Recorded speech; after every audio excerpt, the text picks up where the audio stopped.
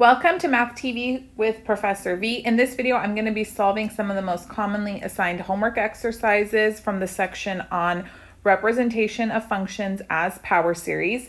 If you haven't watched the introductory video lectures on this topic, I'll link them here. And then I'm going to be solving the first part of the homework assignment that I typically give my students in this video. The complete video you can have access to if you join my Patreon. And I'll link the video here where I explain the details in the different tiers. But I have a special promo right now for just $4.99 a month where you get access to all of this exclusive content. Okay, so the directions state find a power series representation for the function and the interval of convergence.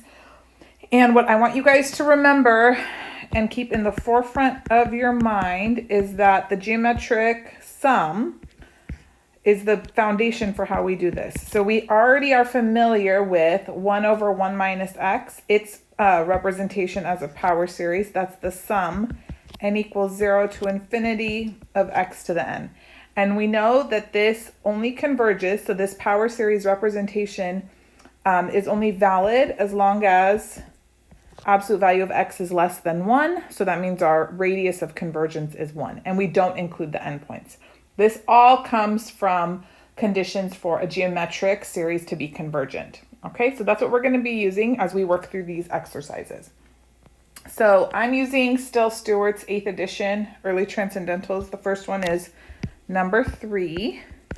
And the function is as follows. F of x equals 1 over 1 plus x. So your goal is to somehow recognize or rewrite f of x so that it matches the form where you have 1 over 1 minus some variable quantity. Okay, that can change up. It doesn't have to be exactly x, but that's your variable quantity. So I'm going to just rewrite this now, this function f of x, as 1 over 1 minus negative x. Okay, so now I'm trying to match the form. I need subtraction here. And essentially it's the same function, so that's great. We love it. We love it. And notice here, negative x is now going to get replaced where x was originally. So that whole quantity has to be raised to the n. So I'm going to have here the power series sum. Always remember it starts at 0 to infinity.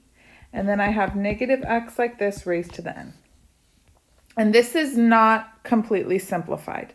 So you want to clean it up. Anytime there's a minus sign inside being raised to the n, we write this as the sum n equals 0 to infinity, negative 1 to the n, and then you have x to the n. Okay? So here's our power series representation for the function 1 over 1 plus x. Now the problem also asks us to find the interval of convergence. So, I mean, you could do the ratio test now that we have a power series representation here, but don't, okay? Don't do it. Because think about what we just did. We expressed this function as an infinite sum by recognizing that it fit the pattern of a geometric series. And in order for a geometric series to converge, we require r, absolute value of r, to be less than 1. And notice when we rewrote our function f of x in this form, well, our r was negative x. So basically, absolute value of negative x needs to be less than 1, which means that absolute value of x is less than 1. Remember, when you drop the absolute values in an inequality, you write it that x is less than 1 and greater than negative 1. So therefore, I can say my radius of convergence is equal to 1. And as far as the interval, I don't need to test the endpoints. Remember, your geometric series diverges if r is equal to positive or negative 1. So you don't need to go through ratio tests, testing endpoints, all that stuff. If you just remember that the foundation for writing these series is by using geometric. Okay, and that's what I'm going to do throughout the whole assignment. Okay, so that one's done. Let's move on to another one. This is number 5. Here we have f of x equals 2 over 3 minus x. So remember, the goal is we want a 1 in the numerator. We need a 1 as the constant down there. Oh, yes, we do. And then the minus sign can stay. That's perfect. So to get a 1 in the numerator, that's not bad. I could just write this as 2 times 1 over, or let me leave the 2 separate like that so you can see what's going on. 1 over 3 minus x, right? That's great. But then how do I make this 3 a 1? Well, I'm going to factor it out from the denominator. So essentially, I'm factoring out a third from the function. So I'm going to have 2 over 3 times 1 over 1 minus, this is going to become x over 3. Do you see what happened? So now that I've factored out a 3 from both the 3 and the x, this is now a 1, and then x is now x over 3. Okay? Good. So then match it up, and we can leave this 2/3 outside for now. And then we have the sum n equals 0 to infinity, x over 3 raised to the n. Okay.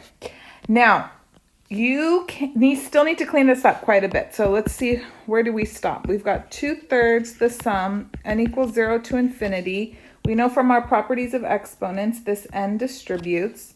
So you're going to have x to the n over 3 to the n. And then I do need to combine the powers here on the 3's. The 2 you have the option to leave outside if you want.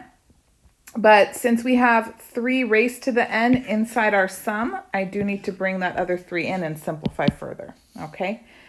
So from here, let's see. I'll leave the 2 out. And then you have the sum n equals 0 to infinity, x to the n over 3 to the n plus 1. Okay, so we're done with that part, with writing the power series representation. Now we need to find the interval of convergence. So go back to where it was very easy to identify r. Don't look at, I know you're so proud that we finally have this, but it's not going to be very obvious. Finding the radius of convergence that way, you want to go back to before you started simplifying right here. Because can you tell me what r is equal to? R is sitting right here. R is x over 3.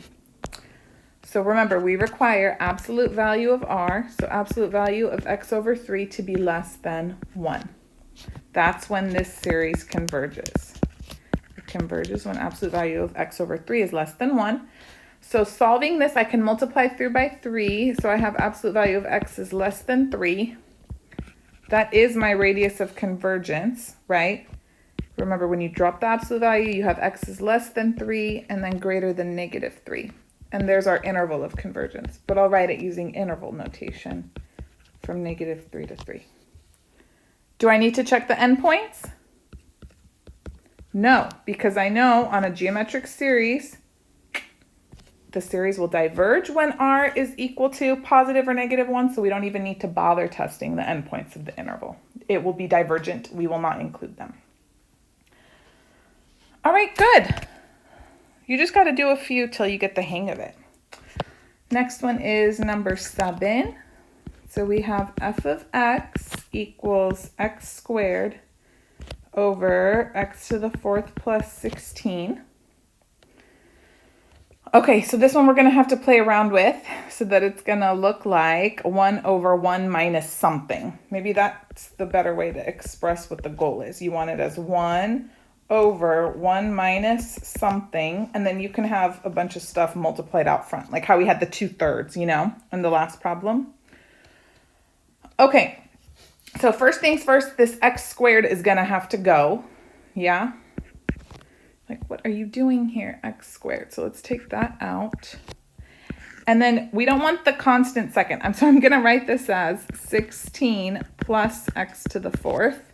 So now I have x squared times 1 over, I'm going to write this as 16 minus negative x to the 4th. We're almost there. What else do we need to fix or adjust? Well, this 16 needs to be a 1. So again, I'm going to factor that out. So then we have x squared over 16 times 1 over 1 minus negative x to the 4th over 16. Okay? And then staring us right in the face, that's our R. Right there. That's it. Okay? Good. So then we can write this as a power series. We're going to have x squared over 16. I'll worry about cleaning that up in just a minute. Times the sum, n equals 0 to infinity, negative x to the 4th over 16 to the n. Okay. Now let's keep going here. So we've got x squared over 16 times the sum, n equals 0 to infinity. Remember, anytime there's a negative, you got to split that up because it's going to be an alternating series. So we write that as negative 1 to the n, x raised to the 4n, right? When you have a power raised to another power, you multiply them, divided by 16 to the n. Looks nice. And then I do need to bring this x squared inside the sum because I have another x being raised to some power as well as the 16. So let's do it. So we've got here the sum, n equals 0 to infinity, negative 1 to the n, x to the 4n plus 2, those exponents are added, over 16 to the n plus 1. And you might be all excited, like, ooh, I'm gonna box this bad boy, but no. 16 is not prime, and typically if you write some constant raised to a power, you want the base to be a prime number. So 16 is 2 to the 4th, right? So this is really 2 to the 4th to the n plus 1. So if I raise 2 to the 4th to the n plus 1, that's 2 to the 4 times n plus 1. So this is 2 to the 4n plus 4. And that's the best way to write your answer. So now we have the sum, n equals 0 to infinity, negative 1 to the n, x to the 4n plus 2, over 2 to the 4n plus 4. Et voila. Okay, worst is over, I promise. Now we just need to find the interval of convergence. And we know it converges when the absolute value of r is strictly less than 1. Do you remember what r was? Oh, it's right here, waiting for us, negative x to the 4th over 16. Okay, so that means negative x to the 4th over 16 needs to be less than 1. The absolute value will get rid of the negative, and I'll multiply both sides by 16. So that means absolute value of x to the 4th is less than 16.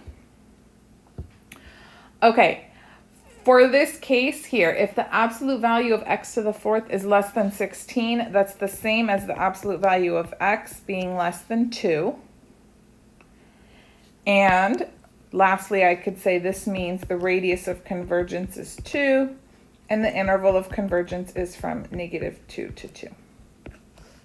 Okay, no endpoints included. Okay, so I'm going to stop here. That concludes part 1 of the video, available on my public YouTube for the rest of the homework exercises solved. You need to join my Patreon, and I'll have part 2 of the video up there.